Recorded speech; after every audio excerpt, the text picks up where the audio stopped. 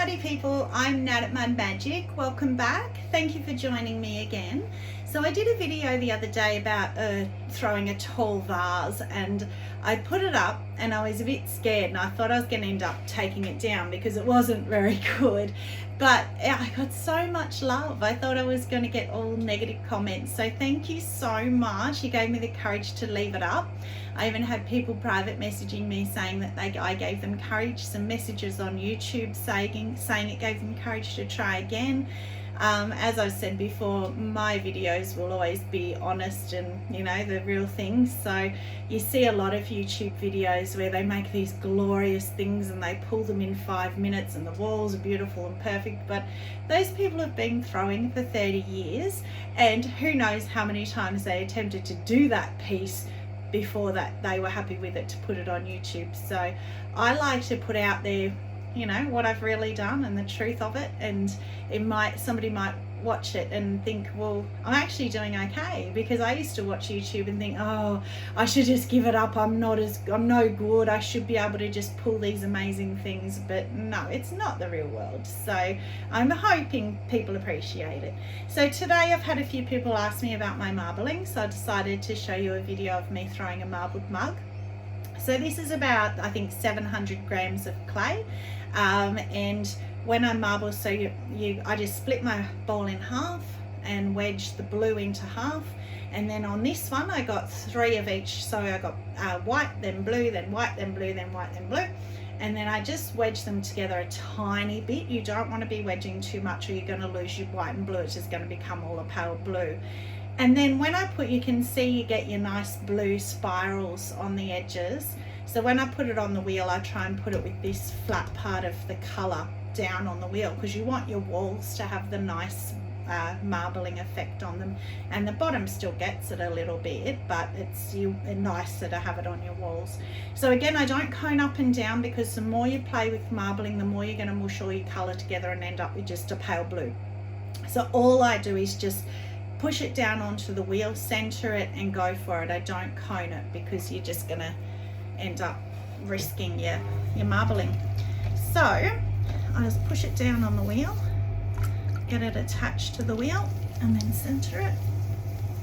Oh, and the other thing I should have said as well, when you're marbling clay, always remember to do a couple of 100 grams of extra clay and then cut it off and leave it to the side, and that will be what you'll pull your handle with. You can always pull it just in white if you want to, but I like having the matching handle, so I always do that.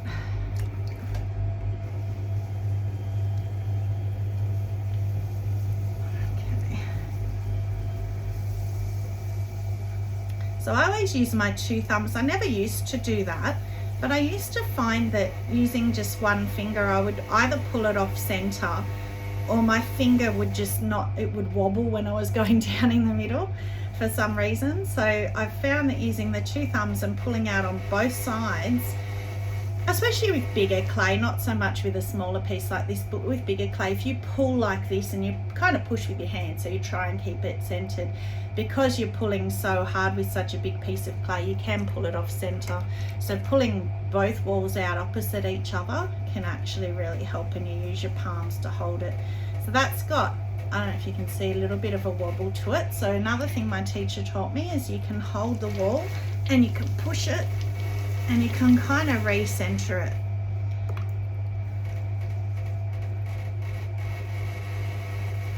So that's looking better. And then I'm just compressing the bottom. I don't want any S-cracks in the bottom. And then when you're pulling up your walls, you just pull towards the center.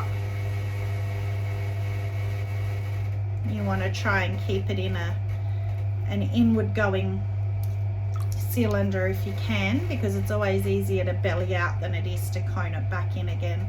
So Jessica Putnam Phillips says that she always imagines that there's a piece of string hanging down the middle and she pulls towards that string, so you can do that. I use, as you can see, I use a sponge to pull.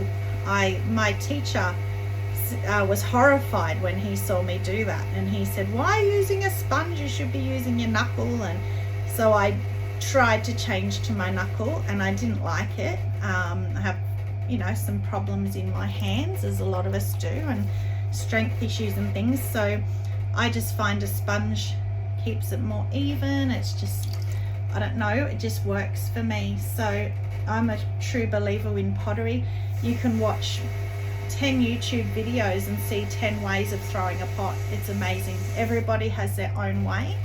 Find what works for you and use it. Don't worry about what people believe should be the correct way to do it. Do whatever works for you. If you get a pot, great.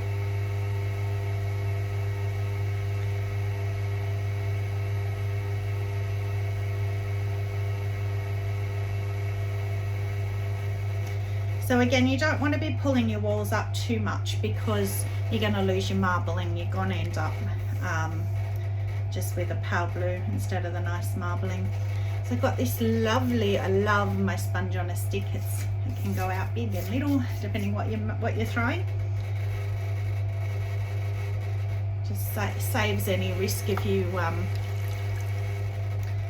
know, putting your sides out or using that. I mean, it's not so much of an issue with one like this, but just say you've made a vase and you've collared in and made a nice little thin top and you've bellied it out, and then you've realized when you've done the collaring you've dribbled some water in the bottom. We don't want water left in there because you will get S-cracks and potentially even worse. So that's fantastic for that, because then your hand definitely can't fit in. I mean, with this, I forgot to put my water again. With this one I can get my hand in, so it's not really I could hold the sponge in there.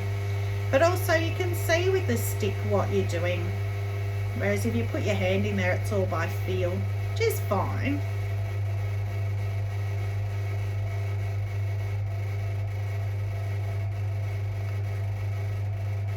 Alright, so that's about it.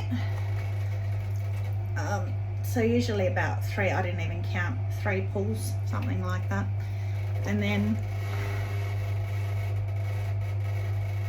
my favorite part, which is revealing with my rib, revealing the marbling. So as you can see, it just looks like a mushed pale blue, and you think, oh, you've lost all the marbling. What, you know, that was a waste of time.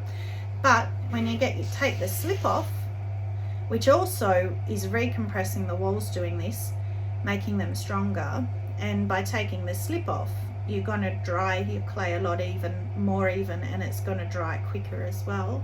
But you see the marbling again. I love that. That's just magic to me.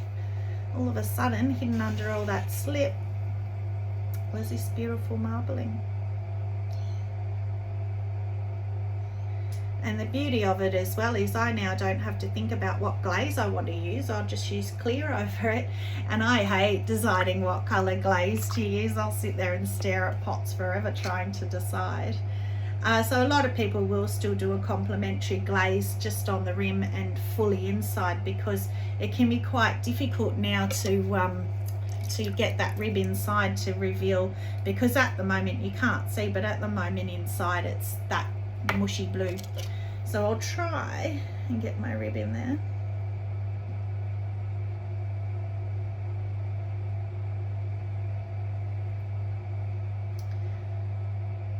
And if I can get it to reveal nicely, then I just put clear. Well, I've always only ever put clear, but I do want to practice or to play with some glazes inside one, you know, sometimes. Even white like snow in this would be nice, because then your blue on the outside would pop even more. But it's actually come off quite nicely. So if you're doing a bowl, obviously it's easy to do the ribbing because it's open. But even with a bowl, you still rib it at this stage when it's a cylinder, because it's straight and it's much easier to reveal that marbling.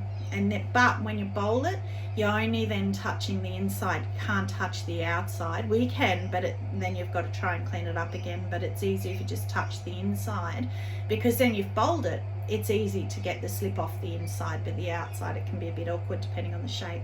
So as you can see now, it's all the pretty marbling. And then when I trim this, I trim the whole walls as well, and that will reveal even more of the marbling. So doing the rib on the top reveals it on the top as well. Can make it a bit rough on the edges, but again, I can get that at trimming, so I don't worry too much about that. Now the next thing is we need to shape it, so I might just go with the shape that I always love, the bellied shape. Again, this is going to maybe, you know, make the marbling not as pretty inside. I can try and fix that later, or I can glaze it. Maybe I will put snow in it. So then I'm just going to try and belly it.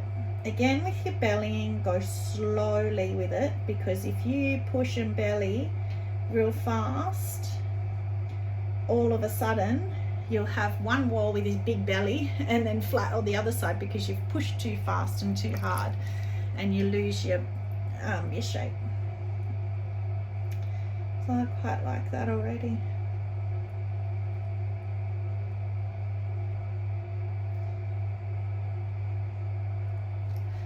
Quite like that. Maybe come up a bit higher.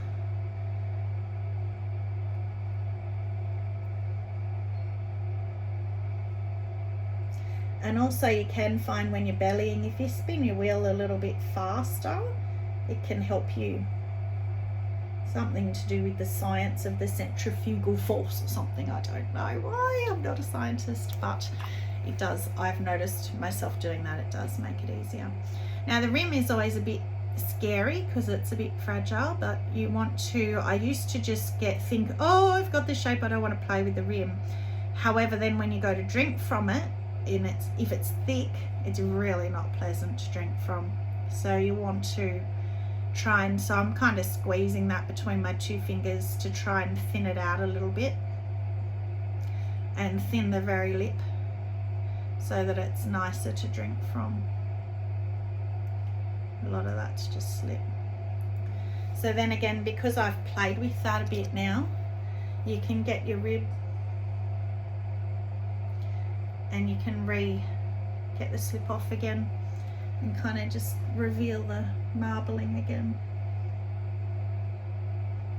And again, now because I've bellied it, I can't do, I mean, I could try, but you know, it's a bit hard to get right in there. So I've got in there a bit with it actually.